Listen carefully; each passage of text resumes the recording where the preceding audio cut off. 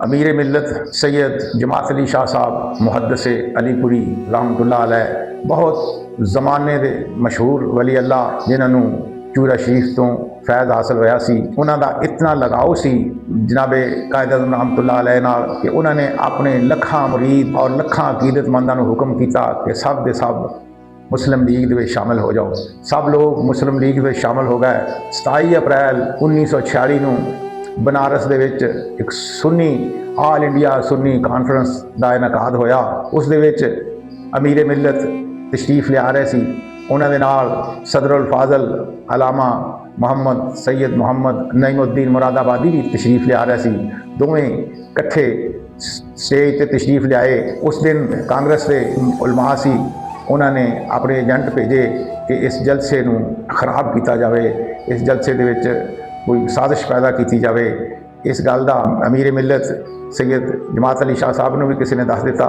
सैयद जमात अली शाह साहब कुर्सी सदारत से बैठे आ, तलावत कुरान पाक तो बाद फौरन माइक से खड़े हो गए और इतने जोश व खरोश के नाल उन्होंने खिताब किया। उन्होंने आख्या, सुनो मोहतरम जना, जिन्हों लोग काफर कहते हैं, कोई उन्होंने मुरतद कहता, कोई उन्होंने शिया कहता, सुनो मैं उन्होंने अल्लाह का वली कहना। लोग उन्होंने अपनी राय ना कहते आ और मैं तुहानूं कुरान और हदीस के हवाले नाल गल करदा कि सूरा मरियम की आयत नंबर 92 अल्लाह ताला फरमांदा, जेड़ा बंदा अल्लाह ते ईमान ले आंदा और वो नेक अमाल करदा, अल्लाह ताला लोकां दे दिल विच ओदी मुहब्बत पैदा कर दिंदा।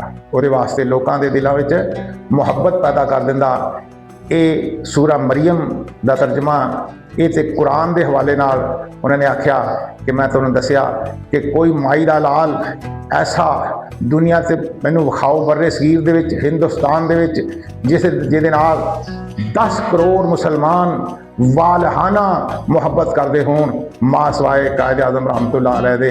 कायद आज़म रहमतुल्लाह अलैह दे नाल 10 करोड़ मुसलमान वालहाना मुहब्बत करते हैं। और ये मुहब्बत किसने पैदा की थी? अल्लाह ताला ने मुसलमानों के दिलों में पैदा की थी। अल्लाह ताला ने कुरान च वादा किया कि जिहड़ा बंदा ईमान ले आंदा और नेक अमाल करदा, उहदे वास्ते मैं लोगों के दिलों में मुहब्बत पैदा कर देना।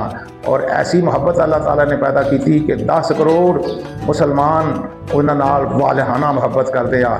और एक कुरान के हवाले नाल ते मुखालफो सुनो, मेरी अपनी अकीदत ये आ कि मैं उन्हें वली अल्लाह कहना। मेरे दिल दे विच ओदी शान एक वली अल्लाह के बराबर आ। मेरे निगाह दे विच वो वली अल्लाह आ। ये मुहद्दिस आज़म मुहद्दिस अलीपुरी पीर जमात अली शाह साहब रहमतुल्लाह अलैह का ये बयान सी, जिहड़ा 1946 27 अप्रैल उन्होंने आल इंडिया सुन्नी कानफ्रेंस के जलसे दे विच खड़ो के अलल ऐलान उन्होंने ये फरमाया।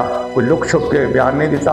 जलसे दे विच खड़ो के आल इंडिया सुन्नी कानफ्रेंस के बनारस के जलसे दे विच खड़ो के ऐलान किया सी कायद आज़म रहमतुल्लाह अलैह के बारे दे विच कि कायद आज़म रहमतुल्लाह अलैह एक अल्लाह का वली है।